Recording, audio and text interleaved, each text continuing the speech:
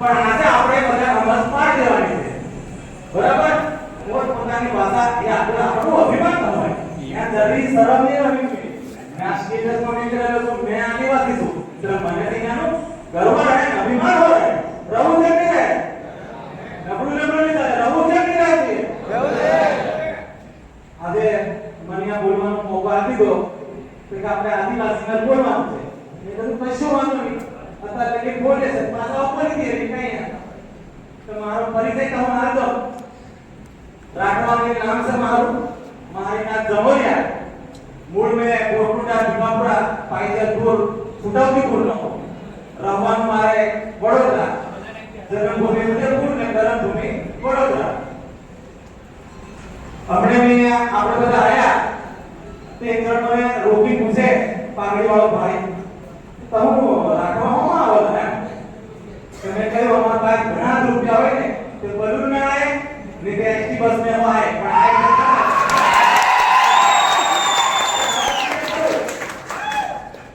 How આપણે પહેલા જાણવાનો પ્રયત્ન કરીએ કે કયા આપણી આદિવાસી દિવસ ઉજવીએ. 1992 માં બ્રાઝિલની રાજધાની રિયો દી જાનેરો હતી. હજુ છે કે કુટીજી પણ છે. સા 1992 માં પૃથ્વી પરિષદ યોજાઈ. ને સા ઘણા બધા સમાજશાસ્ત્રીઓ, અર્થશાસ્ત્રીઓ, પત્રકારો, અલગ અલગ વિષયના નિષ્ણાતો ભેગા હોય એટલે કે આવો એ પૃથ્વીને આપણે બચાવવા પડકારો તો આવી ગયા છે.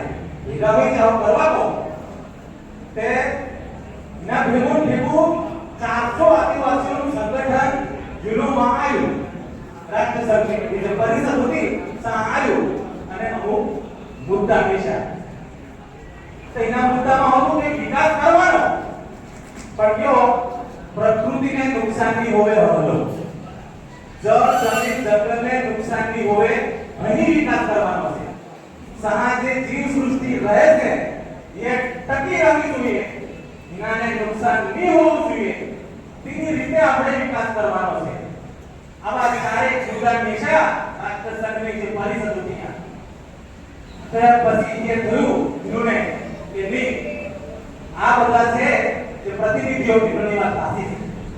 એટલે સમગ્ર વિશ્વએ એ વાતની નોંધ લીધી કે આ આદિવાસીઓ અને આદિવાસીઓ જે કુદરત સાથે સંકળાયેલા છે, જોડાયેલા છે ને એ આ વિકાસ છે ને ટકાવી રાખવા માટે જરૂરી છે. અને પછી આગળ જતા રાષ્ટ્ર સંઘે નવા પ્રોગ્રામો ઘડ્યા અને ત્યાંથી પછી આપણને આપણો વિશ્વ આદિવાસી દિવસ ઉજવવાનો એક મોકો મળ્યો. એટલે આપણા માટે ખુશીની વાત કહેવાય કે કહેવાય હા જે બધું પડે છે નવરા ભૂખ લાગી રહી કાય હે આપણા માટે ગર્વની વાત કહેવાય કે કહેવાય હા આવે ખાવાનું છે વાંધો નહીં ચિંતા નહીં આવો.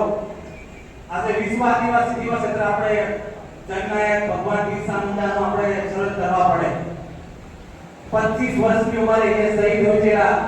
સળકપટ કરવામાં આવ્યું જોડે એ લડલા કહાં લડ્યા? જળ જમીન ને જંગલ માટે એ લડ્યા. એ ખાલી જળ જંગલ જમીન માટે નહીં લડ્યા કે તારે ધીમે ટાઈમે સામંતશાહીઓ હતા, પેલા મૂડીવાદીઓ હતા, જમીનદારો હતા, એ આદિવાસીઓની જમીન ને બધું પચાવી પાડવામાં આવ્યું. એને એનો આમે લડ્યા અને શહીદ થયા. તો આપણે હિન્દુના વિચારો પ્રમાણે ચાલુ છે કે ચાલુ છે? ચાલુ છે કે ચાલુ છે?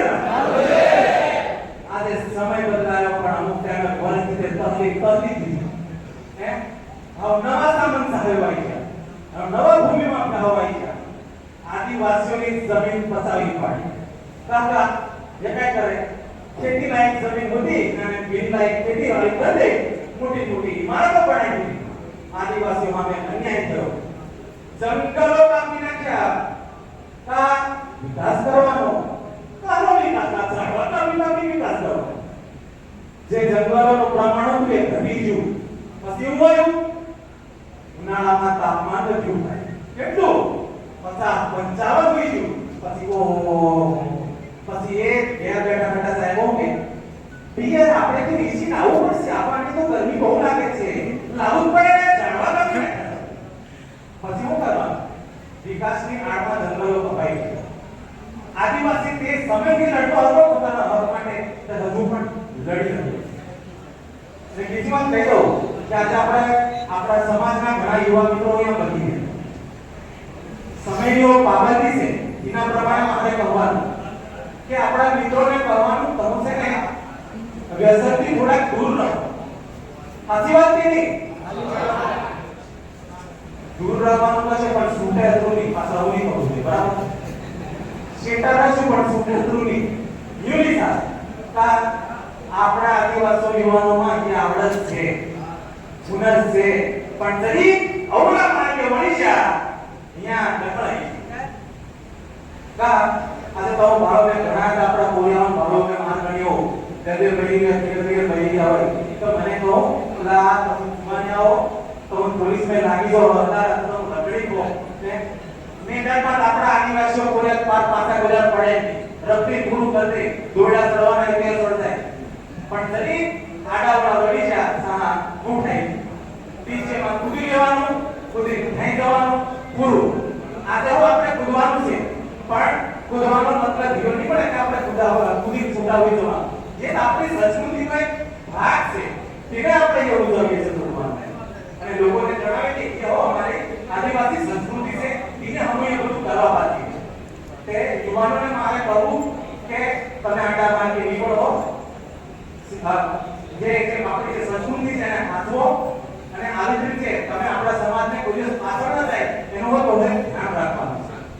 સમય ઓછો છે, બીજાઓ બેઠા છે, ત્રણનો આવવાનું છે, તો પાછું આલદા પીટકા છે, યો કાંતિ આવડો તને બોલી ટેમ બગાડ્યો.